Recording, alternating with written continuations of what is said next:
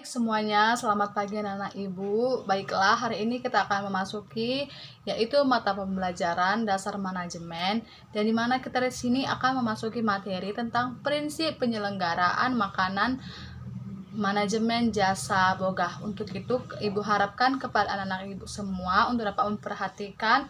Bila ada yang tidak mengerti, silakan untuk bertanya.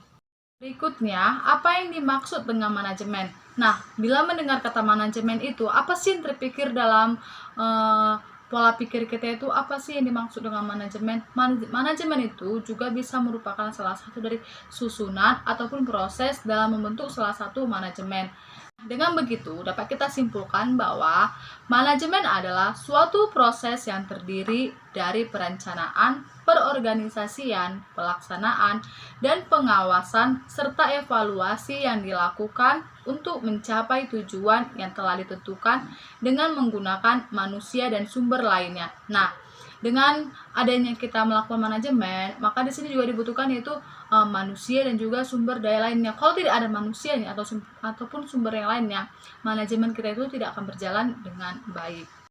Baik, selanjutnya itu ada unsur yang dikelola dalam penyelenggaraan makanan yang terdiri dari 5 bagian, yaitu yang pertama manusia. Nah, dalam membuat manajemen yang dibutuhkan pertama yaitu manusia. Kenapa? Karena kalau tidak ada manusia, maka untuk menyusun ataupun sebagai perancang itu tidak akan ada, maka manajemen pun tidak akan terjadi. Yang kedua yaitu dana. Nah, dalam manajemen atau kita akan penyelenggaraan makanan, dana juga salah satu sangat dibutuhkan. Supaya apa? Supaya menjadi salah satu tujuan yang akan kita lakukan. Yang ketiga itu bahan makanan. Nah, bahan makanan ini juga penting karena kenapa?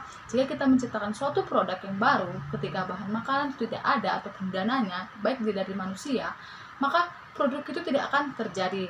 Nah, begitu juga yang keempat ada peralatan. Peralatan ini itu membantu untuk mendominasi kepada bahan makanan. Yang kelima metode dan waktu. Nah, dalam manajemen, waktu itu harus kita gunakan secara baik mungkin, dan juga metodenya itu sebelum kita melakukan itu harus kita susun apa sih yang harus kita lakukan, strategi apa sih harus kita rancang. Nah, itu harus kita susun dan kita sesuaikan pada metode dan waktu kita. Baik, next kita selanjutnya ke slide berikutnya, yaitu berdasarkan sifat penyelenggaraan makanan terbagi menjadi dua, yaitu yang pertama komersial, di mana yaitu terdiri dari cateringan, pernikahan, cateringan industri, restoran, hotel, dan lain-lain sebagainya. Yang kedua itu yaitu non komersial, di mana itu terdiri dari dua macam yang ibu akan berikan, yaitu panti asuhan dan panti jompo.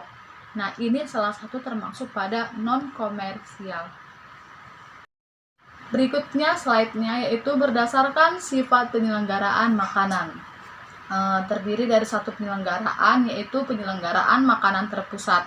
Nah, ini terbagi menjadi dua pembahasan, yaitu yang pertama, makanan diproduksi secara massal di dapur pusat dengan berbagai peralatan otomatis dan peralatan canggih. Kemudian didistribusikan ke beberapa penyelenggaraan makanan. Nah, di mana di sini dimaksud yaitu makanan itu dilakukan dengan dua pusat peralatan, yaitu peralatan otomatis atau kita bilang peralatan yang masih kuno atau zaman dahulu gitu, baru didistribusikan kembali kepada peralatan canggih yang modern sekarang ini. Yang kedua yaitu keuntungan penyelenggaraan makanan berpusat adalah yaitu persiapan makanan dilakukan di dapur pusat sehingga dapat mengurangi biaya makanan dan biaya tenaga kerja. Slide yang berikutnya yaitu berdasarkan sifat penyelenggaraan makanan, yaitu terdiri dari penyelenggaraan makanan konvensional. Ini terdiri dari empat pembahasan, yaitu yang pertama, makanan diproduksi secara permintaan dan distribusikan di tempat pelayanan yang dekat dengan tempat produksi. Nah, yang kedua yaitu bahan makanan yang digunakan berupa bahan mentah dari pasar kemudian mengalami perlakuan panas ataupun dingin. Bisa kita bilang fermentasi.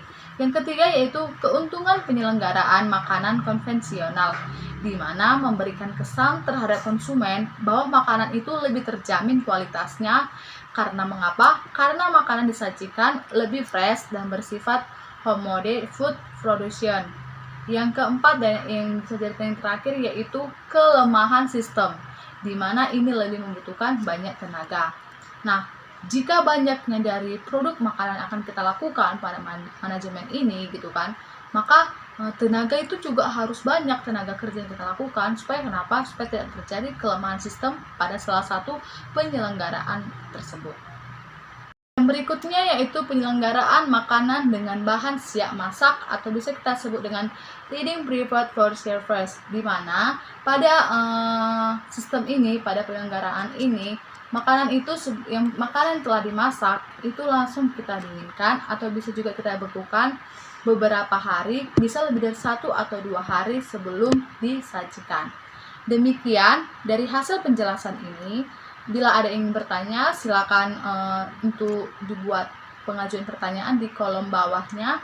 Nanti Ibu akan jelaskan lagi dan akan Ibu jawab. Sekian dari pertemuan kita hari ini. Ibu ucapkan terima kasih. Selamat pagi kembali. Semoga Ibu sehat-sehat selalu.